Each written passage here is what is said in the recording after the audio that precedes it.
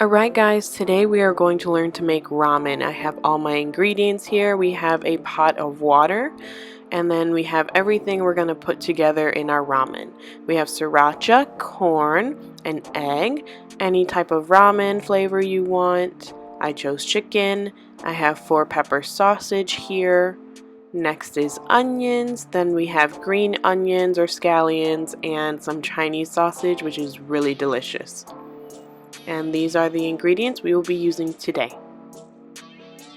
Okay, so the first step is to go ahead and put your stove on high so that way we can get that water to start getting to boil. Next, we're going to take any bowl that you're using and add our meats into it. I like a lot of meat, so I tend to put a lot of meat in there and just mix it together. I will now go ahead and head over to the microwave to cook the meat a little bit. They're already pre-cooked, but I like to cook them a bit more and get the oils flowing around to add more flavor to the broth. I put it in for 30 seconds only. That's enough time for them both to cook. And once they're done, it should look a little something like this.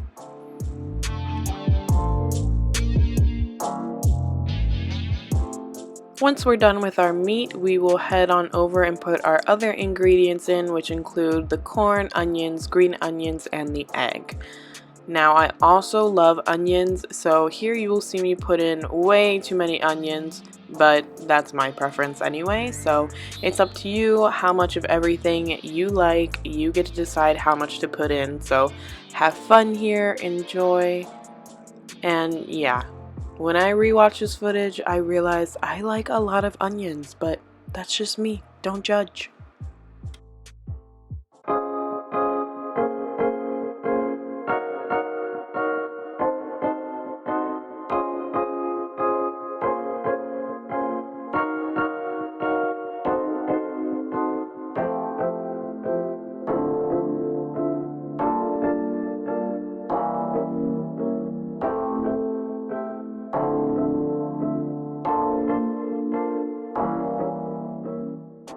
Okay, here I'm reaching for the egg, and I thought I was so cool because I cracked it and put it in my bowl one-handed. Booyah! That was pretty amazing because most of the time I break the yolk. But that's what you guys want to do. Go ahead and put it in there, and then as you can see, our water is almost boiling, and we're going to take that water and put it into the bowl so it goes just above that egg because we are going to try and poach that egg in the microwave. I give a little shake to settle everything and then head on over to the microwave.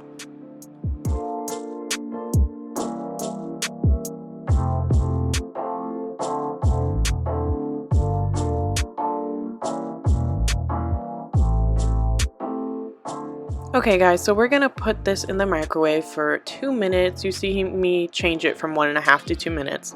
And we're gonna want to poach the egg like I said earlier. And while that's in the microwave, we're gonna head back over to the stove where our water is boiling. We are going to grab our ramen and put it into that boiling water for 2 minutes because I find 2 minutes is perfect to cook a good consistent noodle that is firm and not soggy. And while that's cooking, we run back over to the microwave and we check out the egg that we hopefully did poach. And in this case, it does seem true. You can see the yolk is still runny, but the whites are a bit firm. So I just like to break it up in the bowl and mix it all together because, again, I like to mix all the flavors together for that broth.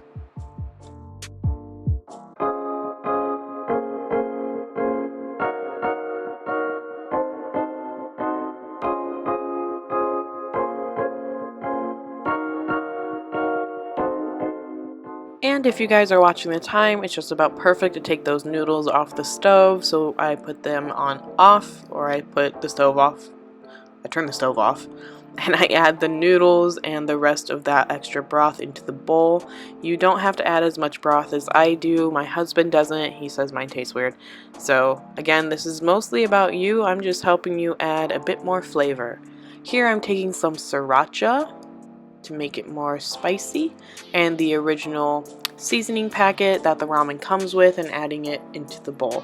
And sometimes I even like to go as far as adding even more seasonings in my cabinet, and these are the 4 that I usually stick to just to add a bit more flavor, since mine potentially could be bland with all the broth there is in it, but I tend to like this mixture together and I really love how it turned out.